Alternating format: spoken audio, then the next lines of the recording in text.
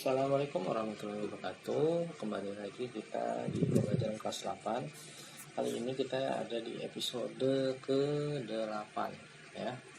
Episode ke-8 di bagian pertama ya. Sebelumnya di episode ke-7 di bagian kelima kita sudah membahas yang ini ya. Dapat yang ini saya ulangi kembali. Ini kan sama 5, ya udah 5 aja ya. Dapat angka 6 satuan ini dari sini ya. Karena jarak ke sumbu X itu lihat koordinat Y-nya. Kalau jarak ke sumbu Y, lihat koordinat X-nya. Seperti itu. Maka kita amalkan di sini ya.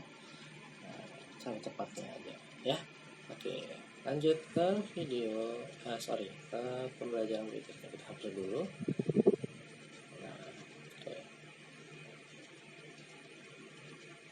Nah, ini suruh nukarin ya, tukarkan dengan nomor sembako, cocok nggak?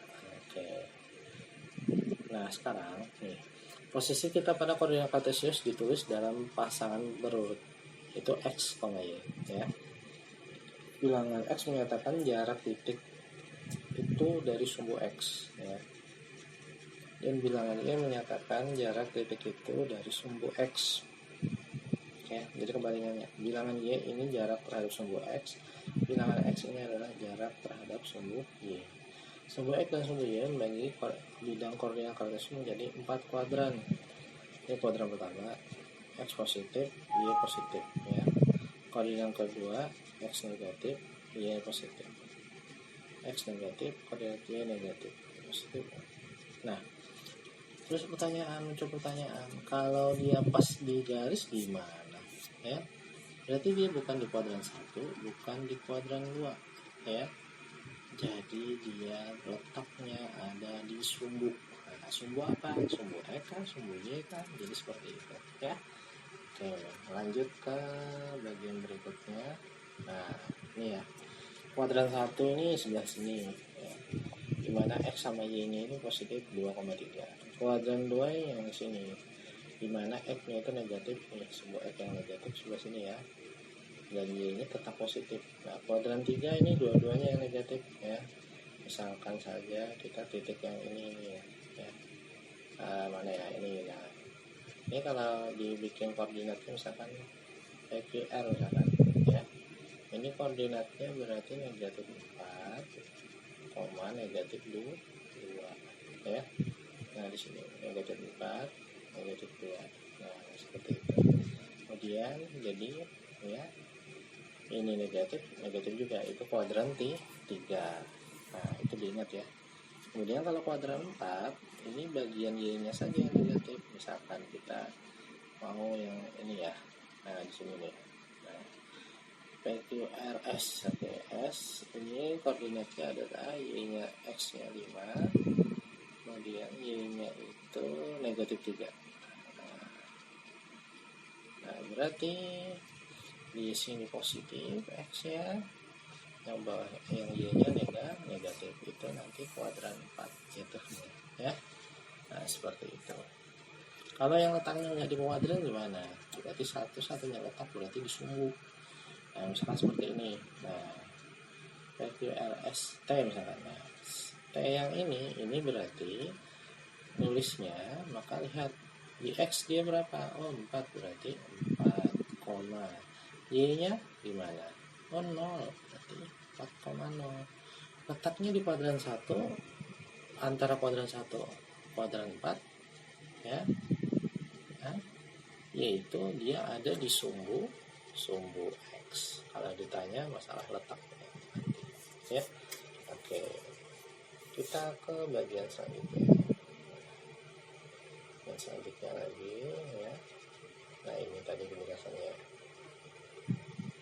Nah, setelah kalian mengamati 4 kuadran dalam koordinat kartesius, coba buatlah pertanyaan yang berkaitan dengan 4 kuadran dalam koordinat kartesius tersebut. Misalnya titik A negatif 4,3 terletak pada kuadran berapa pada koordinat kartesius? Oke, coba tebak. Ini kuadran berapa nih? X-nya negatif, Y-nya positif. Ada yang tahu? Yo, komen di bawah. Jawabannya apa? Iya, jawabannya adalah kuadran 2. Nah, sama ya. nih negatif, sini positif ya. X negatif, Y-nya positif. Nah, kuadran 2. Oke. Ayo kita menalar. Coba perhatikan kembali koordinat kartesius di bawah ini. Amati kedudukan titik-titik pada tiap-tiap kuadran koordinat kartesius berikut ini. Amati pula jarak tiap-tiap titik terhadap sumbu X dan terhadap sumbu Y. Nah, itu silakan diamati. Ya, koordinatnya seperti apa di sana. Nah, setelah itu bisa kalian pelajari lagi ya. Amati pula jarak tiap titik. Nah, dia terdapat di kuadran berapa. Oke. Kalau yang A ini ada di kuadran 1. Lihat. A, nah sekarang B kuadran 1 atau 4 nih? Iya, dia ada di sumbu X. D sumbu Y. C kuadran 2. E sumbu X. F kuadran 3. H sumbu Y. G kuadran 4. B sumbu X. Nah, seperti itu ya. Oke, jaraknya gimana jaraknya? Nah, ini kalau 2,6 berarti A ini jaraknya adalah 2 satuan terhadap sumbu Y dan 6 satuan terhadap sumbu X. Nah, seperti itu. Dan selanjutnya. Nah, kalau D ini gimana nih? Pas di sumbu kan dia. Yang B ini pas di sumbu X kan berarti dia memiliki jarak terhadap sumbu X itu adalah 0 dan memiliki jarak terhadap sumbu Y itu adalah 3. Nah, seperti itu ya. Dan selanjutnya juga seperti itu. Yang C ini berarti 2 satuan terhadap sumbu Y, 3 satuan terhadap sumbu X ya. Yang D ini 0 satuan terhadap sumbu Y namun 4 satuan terhadap sumbu X. E nya ini 0 satuan terhadap sumbu X, 5 satuan terhadap sumbu Y. F ini 5 satuan terhadap sumbu Y ya, 3 satuan terhadap sumbu X. H ini itu 0 satuan terhadap sumbu Y dan 5 satuan terhadap sumbu X. G ini 5 satuan terhadap sumbu Y ya, dan 4 satuan terhadap sumbu X. Nah, sudah semuanya ya.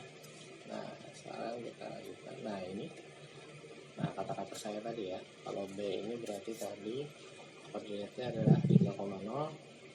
Nah, berarti titik B berjarak karena dia 3,0 berjarak berarti kalau terhadap sumbu X ya, berarti di depan berarti 3 satuan terhadap sumbu X seperti itu ya, dan berjarak 0 satuan terhadap sumbu X. Nah, kalau sumbu Y dia 3 satuan. Nah, titik A berada di kuadran 1. Nah, titik B berada di sumbu X kayak gitu aja ya. Sumbu X. Nah, seperti itu. Dan selanjutnya ya, terus sampai ke bawah seperti yang dipelajari di video atau di menit-menit sebelumnya ya. Nah, kita bagian ini aja nih. Nah, setelah kalian melengkapi tabel tersebut, coba selesaikan masalah berikut ini. Bagian pertama, bagaimana cara menentukan suatu titik berada pada koordinat kartesius.